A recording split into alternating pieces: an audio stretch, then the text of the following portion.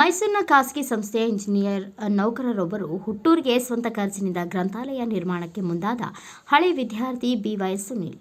ಮಂಡ್ಯ ಜಿಲ್ಲೆ ಕೆಆರ್ಪೇಟೆ ತಾಲೂಕಿನ ಬೀರುವಳ್ಳಿ ಗ್ರಾಮದ ಸರ್ಕಾರಿ ಹಿರಿಯ ಪ್ರಾಥಮಿಕ ಶಾಲೆಯ ಹಳೆ ವಿದ್ಯಾರ್ಥಿ ಹಾಗೂ ಯುವ ಇಂಜಿನಿಯರ್ ಬಿವೈ ಸುನಿಲ್ ರವರು ತಮ್ಮ ಸ್ವಂತ ಖರ್ಚಿನಿಂದ ತಮ್ಮ ಹುಟ್ಟೂರಿನ ವಿದ್ಯಾರ್ಥಿಗಳಿಗೆ ಅನುಕೂಲವಾಗಲಿ ಎಂದು ಸುಮಾರು 6 ಲಕ್ಷ ರೂಪಾಯಿಗಳ ವೆಚ್ಚದಲ್ಲಿ ಗ್ರಂಥಾಲಯ ಕೊಠಡಿ ನಿರ್ಮಾಣಕ್ಕೆ ಕೈಜೋಡಿಸಿದ್ದಾರೆ. ಇಂಜಿನಿಯರಿಂಗ್ ಪದವಿ ಪಡೆದು ಮೈಸೂರಿನಲ್ಲಿ ಖಾಸಗಿ ಕಂಪನಿಯಲ್ಲಿ ಸೇವೆ ಸಲ್ಲಿಸುತ್ತಿರುವ ಇವರು ವಿದ್ಯಾರ್ಥಿಗಳಿಗೆ ಅನುಕೂಲವಾಗಲಿ ಎಂದು 25,000 ರೂಪಾಯಿಗಳ ವೆಚ್ಚದಲ್ಲಿ ಪುಸ್ತಕಗಳನ್ನು ಕೊಡುಗೆಯಾಗಿ ನೀಡಿದ್ದಾರೆ. ಹಾಗೂ ಪುಸ್ತಕ ಇಡಲು ಗ್ರಾಮ ಪಂಚಾಯಿತಿಯಲ್ಲಿ ಮತ್ತು ಶಾಲೆಯಲ್ಲಿ ಸೂಕ್ತ ಸ್ಥಳಾವಕಾಶ ಇಲ್ಲದೆ ತಾವು ಕೊಟ್ಟ ಪುಸ್ತಕಗಳು ಬಳಕೆಯಾಗಿರಲಿಲ್ಲ. ಅದನ್ನು ಮನಗೊಂಡು ತಾವೇ ಸ್ವಂತ ಖರ್ಚಿನಿಂದ ನೂತನ ಗ್ರಂಥಾಲಯಕ್ಕೆ ಗುದ್ದಲಿ ಪೂಜೆಯನ್ನು ನೆರವೇರಿಸಿ ತಾವೇ ಗ್ರಂಥಾಲಯ ನಿರ್ಮಾಣವನ್ನು ಮಾಡಿಕೊಡುವುದಾಗಿ ಗ್ರಾಮಸ್ಥರಿಗೆ ತಿಳಿಸಿದರು. ಕೆಆರ್ಪೇಟೆ ತಾಲೂಕು ಹಾಗೂ ಸುತ್ತಮುತ್ತಲಿನ ಗ್ರಾಮಸ್ಥರು ಇವರ ಕೆಲಸಕ್ಕೆ ಶ್ಲಾಘನೀಯ ನೀಡಿ ಉತ್ತಮ ಪ್ರಶಂಸೆ ನೀಡಿದ್ದಾರೆ. ಇದಲ್ಲದೆ ಸುಮಾರು 1.50 ಕೋಟಿ ವೆಚ್ಚದಲ್ಲಿ ಸಮುದಾಯ ಭವನವನ್ನು ಕೂಡ ನಿರ್ಮಿಸಿದ್ದಾರೆ. ಈ ಸಮುದಾಯ ಭವನದ ಉದ್ದೇಶ ವೀರ ಯೋಧರಿಗೆ ನೌಕಾದಳ ಹಾಗೂ ಸೇವಾದಳದಲ್ಲಿ ಕಾರ್ಯನಿರ್ವಹಿಸುತ್ತಿರುವ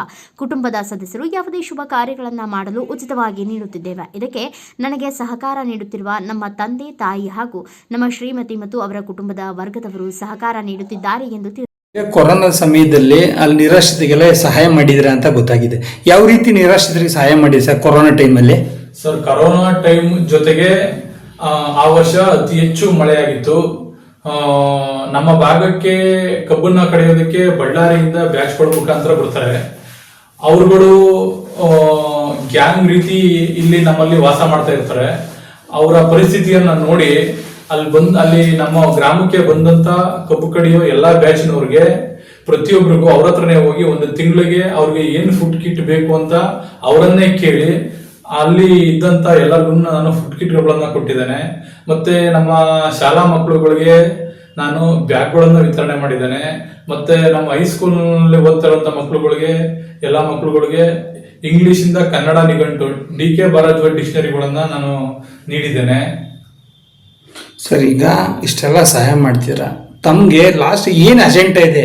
ಯಾವ ರೀತಿ ಇನ್ನು ಮುಂದೆ ಮಾಡಬೇಕು? ನಿಮ್ಮ ಅಜೆಂಡಾ ಏನಿದೆ ಸರ್? ಮುಂದೆ ಯಾವ ರೀತಿ ಇದೆ ಅಂತ? ಸರ್, ನಾನು ಗ್ರಾಮೀಣ ಭಾಗದಿಂದ ಬಂದಿದ್ದು.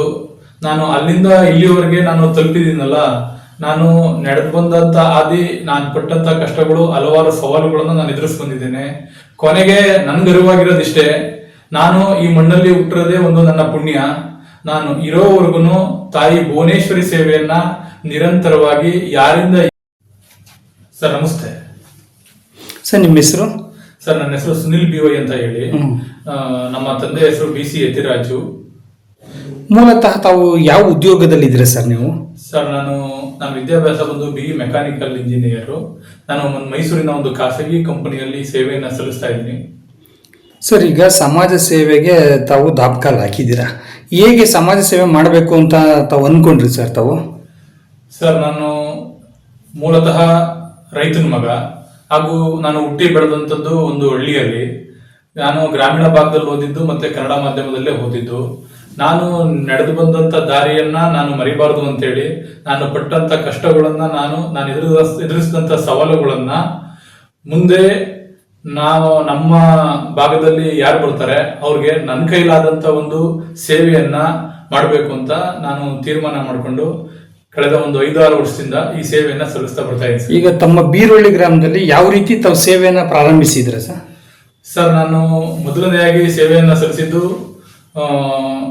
ನಾನು ಇಂಜಿನಿಯರಿಂಗ್ ಮುಗಿದ್ಮೇಲೆ ಒಂದು ಪಬ್ಲಿಕ್ ಸರ್ವಿಸ್ ಮಾಡಬೇಕು ಅಂತೇಳಿ KS IAS ಅಂತ ಕಾಂಪಿಟೇಟಿವ್ ಎಕ್ಸಾಮ್ನ ಪಾಸ್ ಮಾಡಬೇಕು ಅನ್ನೋ ಒಂದು ಆಸೆ ಇತ್ತು. ಆ ಟೈಮಲ್ಲಿ ನಮ್ಮೂರಿನ ಗ್ರಂಥಾಲಯಕ್ಕೆ ನಾನು ಹಲವಾರು ಬಾರಿ ಭೇಟಿ ಮಾಡಿದೆ.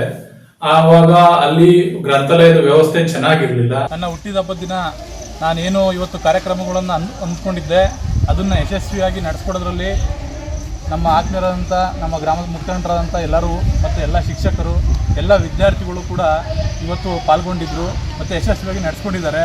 ನನ್ನ ಉದ್ದೇಶ ಏನು ಅಂತಂದರೆ, ನಾನು ಇದೇ ಊರಲ್ಲಿ ಹುಟ್ಟಿ ಇದೇ ಸರ್ಕಾರಿ ಶಾಲೆ ಕನ್ನಡ ಮಾಧ್ಯಮದಲ್ಲೇ ಓದಿರೋಂಥವನು.